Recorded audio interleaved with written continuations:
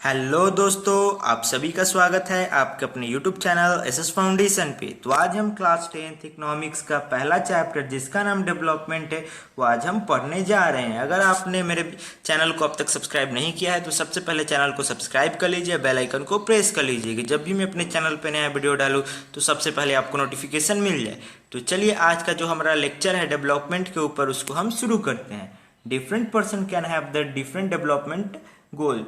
विभिन्न विभिन्न प्रकार के जो लोग होते हैं उनका जो डेवलपमेंट गोल होता है वो अलग होता है। What may be the development for one may not be the development for the other. अगर मान लीजिए कि जो आपका जो डेवलपमेंट गोल है वो डेवलपमेंट गोल दूसरे का नहीं हो सकता है, मतलब आपसे अलग हो सकता है। It may be destructive for other, और उसके लिए ये डिस्ट्रक्टिव भी हो सकता है। फॉर एग्जाम्पल अ डैम में भी डेवलपमेंट गोल फॉर इंडस्ट्रियलिस्ट। एक डैम जो है वो डेवलपमेंट गोल है एक इंडस्ट्रियलिस्ट के लिए, but the same dam can create the havoc with the life of the people who need to be evacuated in the catchment areas. लेकिन जो वहाँ पे जो लोग रहते थे पहले, अगर वो डैम बनेगा तो इंडस्ट्रियलिस्ट को तो फायदा होगा, लेकिन वहाँ पे जो लोग रहते थे उनको अपना घर खोना पड़ेगा, अपना लैंड खोना पड़ेगा, तो उसके लिए उनको मुआवजा सरकार को देना होगा। लेकिन ऐसा नहीं हो पाता है, जो जितना अगर प्रॉपर्टी होता है उतना सरकार उनको मुआवजा नहीं दे पाती है। ठीक है, तो यहाँ पर देखते हैं, यहाँ पे हम लोग देख रहे हैं कि जो इंडस्ट्रियलिस्ट है उसके लिए तो डेवलपमेंट गोल है, लेकिन और सब जो यहाँ के जो लोग हैं उनके लिए ये डेवलपमेंट गोल नहीं है। ठीक है, different people have different development needs.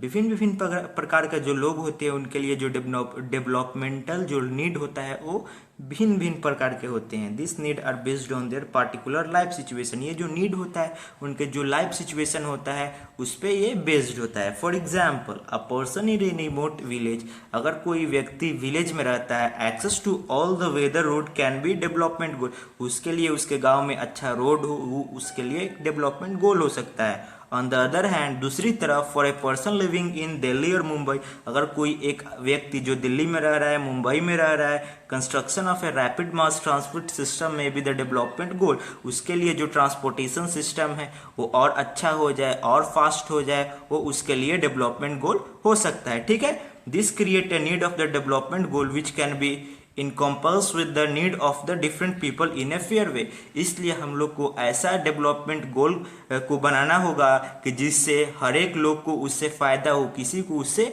नुकसान ना हो। जैसे कि हम लोग इससे पहले देखे थे कि अगर डैम बनेगा जो इंडस्ट्रीज है उसको सिर्फ फायदा होगा और लोगों को भी फायदा हुआ, वहाँ पे अच्छा जो प्रोडक्शन ऑफ क्रॉप्स होगा वो अच्छा होगा। लेकिन जो वहाँ के जो और जो लोग हैं उनको अपना घर खोना पड़ेगा, अपना लैंड खोना पड़ेगा, तो ये तो उनके लिए डेवलपमेंट गोल नहीं है। तो हम लोग को ऐसा डेवलपमेंट करना होगा जिससे सब लोग को फायदा हो। ठीक है, हमारा जो अगला टॉपिक है गोल्स ऑफ डेवलपमेंट। तो चलिए इसको हम एक एक करके पढ़ते हैं। जो हमारा पहला है पर कैपिटा इनकम, तो चलिए इसको पढ़ते हैं। The total income of the country divided by the population.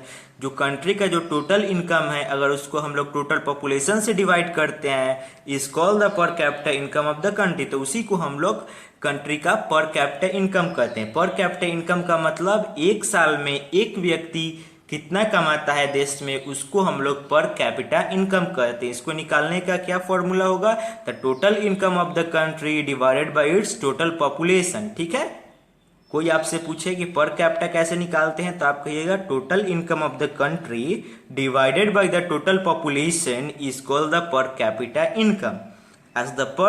As per the World Development Report 2006, World Development Report 2006 के अनुसार the per capita income of India was ₹28,000 per annum। World development report के अनुसार 2006 में India का एक व्यक्ति का जो पर कैपिटा इनकम था वो था 28,000 रुपीज। ठीक है, तो अगला जो हमारा टॉपिक है ग्रोस नेशनल प्रोडक्ट। तो चलिए इसको हम लोग पढ़ते हैं। The total income generated in the country is called the gross national product. जो टोटल इनकम जो जनरेट हुआ कंट्री में उसको हम लोग ग्रोस नेशनल प्रोडक्ट कहते हैं। ठीक है, तो अगला टॉपिक है हमारा ग्रोस डोमेस्टिक प्रोडक्ट जिसको हम लोग जीडीपी कहते हैं। तो चलिए इसको हम लोग देखते हैं। The total income generated minus the income generated by the exports in call the gross domestic product, the total income generated, जो टोटल इनकम जो जनरेट हुआ हमारे कंट्री में, minus the income generated by the export, जो income generate हुआ export से उसको minus करते हैं, is call the gross domestic product, उसको हम लोग ग्रोस डोमेस्टिक प्रोडक्ट कहते हैं। ठीक है, तो चलिए हम लोग अगला जो हमारा टॉपिक है इन्फेंट मोर्टेलिटी रेट उसको देखते हैं। हमारा जो अगला टॉपिक वो है इन्फेंट मोर्टेलिटी रेट। तो चलिए इसको पढ़ते हैं। The number of children whose died before completing 1 year out of 1000 birth is called infant mortality rate. अगर मान लीजिए कि 1000 बच्चे जन्म लेते हैं, ठीक है, उसमें से 1 साल कंप्लीट करने से पहले जितने मर जाते हैं बच्चे, उसको हम लोग कहते हैं इन्फेंट मोर्टेलिटी रेट। ठीक है, the lesser figure is better indicator. अगर जो इसका जो संख्या है मरने का अगर वो कम होगा तो इंडिकेट करता है अच्छा आउट ऑफ द डेवलपमेंट, मतलब डेवलपमेंट का अच्छा वो इंडिकेटर है। This is an important parameter as it shows the quality and the extent of the availability of the health care in a country।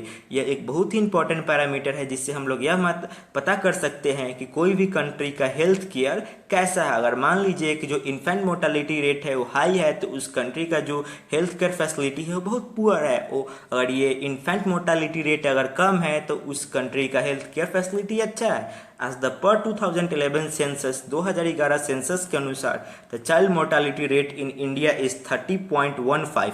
हमारे कंट्री में जो इन्फेंट मोर्टेलिटी रेट है वो 30.15 है। ठीक है, तो हमारा जो अगला टॉपिक है male to female ratio. Number of female पर 1000 male is called the sex ratio. जो नंबर ऑफ फीमेल है हर एक 1000 में कितनी नंबर ऑफ फीमेल है उसको हम लोग सेक्स रेशियो कहते हैं। A laser figure shows the society aversions to the girl child and the worst condition of the women in the society। अगर ये फिगर कम है तो ये सोसाइटी में बहुत ही खराब इंडिकेट देता है। इससे यह मालूम चलता है कि हमारे सोसाइटी में जो वुमेन्स है उनकी क्या दशा है। एज पर 2011 सेंसस, 2011 सेंसस के अनुसार the sex ratio India is 940 पर 1000 मेल। जो सेक्स रेशियो है वो 940 है। अगर मान लीजिए कि 1000 मेल है तो मात्र 940 फीमेल है। ठीक है, तो हमारा अगला जो टॉपिक है लाइफ एक्सपेक्टेंसी है। तो चलिए इसको हम लोग पढ़ते हैं। The maximum age up to which an adult live is called the life expectancy rate. जो मैक्सिमम रेट है उतना साल अगर कोई एडल्ट जीता है उस कंट्री में तो उसको हम लोग लाइफ एक्सपेक्टेंसी रेट कहते हैं। This also shows the overall quality of the life in a country. इससे यह मालूम चलता है कि जो ओवरऑल क्वालिटी है जो लाइफ का उस कंट्री में वो कितना है। एज पर 2011 सेंसस, 2011 सेंसस के अनुसार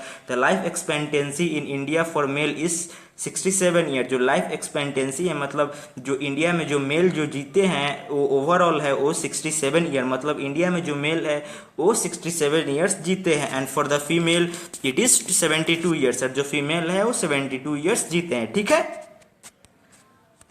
हमारा जो अगला टॉपिक है लिटरेसी रेट। तो चलिए इसको देखते हैं। The percentage of the literate person is the another important indicator of the development. जो डेवलपमेंट है उसका बहुत ही इंपॉर्टेंट इंडिकेटर है कि हमारे देश में कितने परसेंट लोग लिटरेट है, मतलब कितने परसेंट लोग पढ़े लिखे हैं। ये भी डेवलपमेंट का बहुत ही इंपॉर्टेंट इंडिकेटर है। Education is the big lever as it opens the new opportunity for the educated person. जो एजुकेशन है वो बहुत बड़ा लीवर है क्योंकि ये बहुत ज़्यादा रास्ता खोल देता है जो लोग पढ़े लिखे हैं उनके लिए। Specially in country like India, हमारे देश जैसे देश इंडिया के लिए you can see the many example of a brilliant student coming from the lower class family.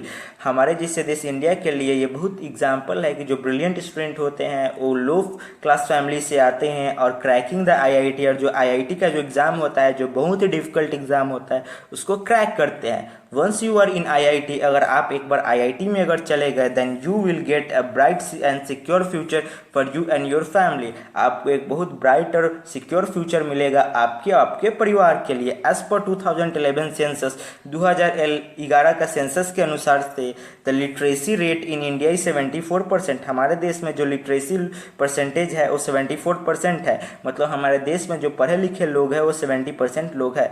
लेकिन अभी भी हमारे देश में जो इलिटरेट पर्सन का जो संख्या वो बहुत ज़्यादा है, आप देख सकते हैं।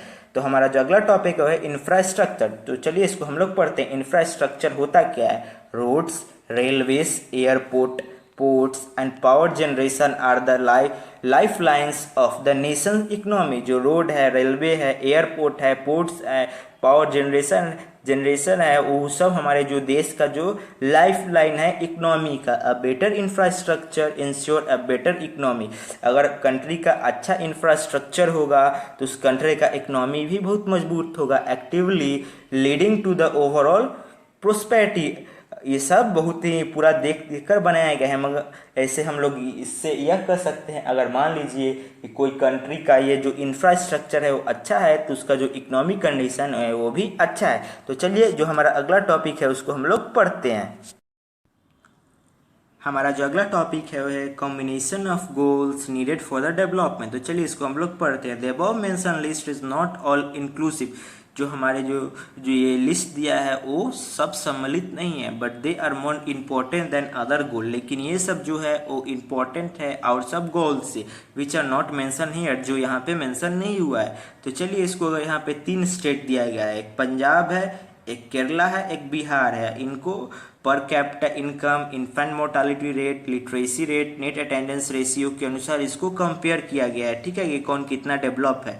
ठीक है, तो अगर पर कैपिटा इनकम के अनुसार अगर हम ये तीनों को अगर कंपेयर करेंगे तो हम लोग देखते हैं कि पर कैपिटा इनकम में ये जो पंजाब है ये ज़्यादा डेवलप है, उसके बाद जो केरला है, उसके बाद बिहार है। ठीक है, और इन्फेंट मोर्टालिटी रेट पे अगर कंपेयर करेंगे तो सबसे ज़्यादा जो डेवलप है वो केरला है, क्योंकि हर एक 1000 बेबीज में से केवल 11 बेबीज यहाँ पे मर रहा है, तो सबसे डेवलप ही हुआ। उसके बाद सेकंड में हुआ पंजाब, उसके बाद थर्ड में हुआ बिहार। ठीक है, और लिटरेसी रेट पे अगर हम लोग देखेंगे तो यहाँ पे सबसे ज़्यादा डेवलप है कौन, केरला, उसके बाद कौन है, पंजाब, उसके बाद बिहार। अगर नेट अटेंडेंस रेशियो के बेसिस पे अगर हम लोग कंपेयर करेंगे तो यहाँ पे सबसे ज़्यादा जो नेट अटेंडेंस रेशियो है वो क्लास 1 to 4 वो है केरला 91%, पंजाब 81%, बिहार 41%। तो यहाँ पे अगर हम लोग पर कैपिटा इनकम के बेसिस पे करेंगे तो पंजाब यहाँ पे रिच स्टेट है। ठीक है, लेकिन वहाँ पे infant mortality rate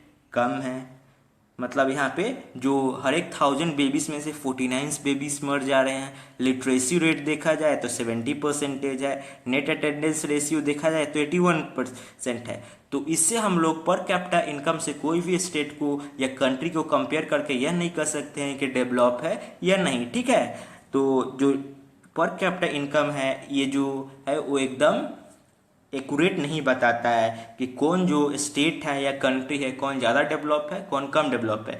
for example अगर हम लोग कंट्री ए लेते हैं, उसमें 3 लोग रहते हैं। एक जो पर्सन है उसका सबसे ज़्यादा मतलब वो रिच है, और जो 2 है वो पुअर है। अगर जो कंट्री बी लेते हैं उसमें तीनों का अगर जो इनकम है वो सेम है, तो अगर हम लोग कहेंगे कंट्री ए रिच है तो ये तो गलत है, क्योंकि वो एक आदमी सबसे ज़्यादा रिच है लेकिन और जो 2 है वो पुअर है। तो यहाँ पे जो पर कैपिटा इनकम है ये नहीं बताता है कि एक आदमी का कितना एग्जैक्ट है, वो तो जो टोटल इनकम है और वहाँ पे टोटल पॉपुलेशन उसे डिवाइड करके मालूम कर रहा है। तो इससे हम लोग को यह मालूम नहीं चल रहा है कि असली में एक आदमी का कितना इनकम है। ठीक है, The data given in the table shows the some interesting aspect of the development। जो डाटा उस टेबल में दिया है ये जो डेवलपमेंट का बहुत ही इंटरेस्टिंग जो एस्पेक्ट है वो दिखा रहा है। ठीक है, it shows the inter relationship between this aspect of the development. ये यह दिखा रहा है कि जो ये डेवलपमेंट से ये सब कितना इंटर रिलेटेड है। ठीक है, when per capita income is compared, अगर पर कैपिटा इनकम कंपेयर किया जाता है तो Punjab comes as the richest state among the 3 and the Bihar is at the bottom. अगर हम लोग पर कैपिटा इनकम पे अगर हम लोग कंपेयर करते हैं तो जो पंजाब है वो सबसे रिच स्टेट है, जो बिहार है वो सबसे कम रिच, वो एकदम पुअर स्टेट है। ठीक है, in spite of being the richest state, वो रिच स्टेट है लेकिन Punjab shows a very high child infant mortality rate compare to Kerala. लेकिन जो पंजाब है वो रिच है लेकिन उसका जो इन्फेंट मोर्टालिटी रेट है वो बहुत ही हाई है केरला के कंपेयर में। ठीक है, the net attendance ratio of the child in classes 1 to 4 literacy rate are higher in Kerala. और जो केरला है वहाँ पे लिटरेसी रेट भी हाई है एज कम्पेयर टू पंजाब के कंपेयर से। This explains the significant higher child mortality rate in Punjab. यह दर्शाता है जो पंजाब का जो हाई जो मोर्टालिटी रेट है उसको। Bihar is fairly badly against all the parameter which speak about this poor record of human development index. जो बिहार है वो ये सभी चीज़ में बहुत ही पुअर स्टेट है, ये सब में वो सबसे नीचे है जो ह्यूमन डेवलपमेंट इंडेक्स जो दिखाया है। ठीक है, तो इस वीडियो में मैंने इस चैप्टर के एक अच्छा ओवरव्यू आपको दे दिया। अगर मेरा वीडियो आपको अच्छा लगा है तो वीडियो को लाइक कीजिए, चैनल को सब्सक्राइब कीजिए और अपने दोस्तों के साथ शेयर कीजिए। So thank you for watching, see you again, bye bye.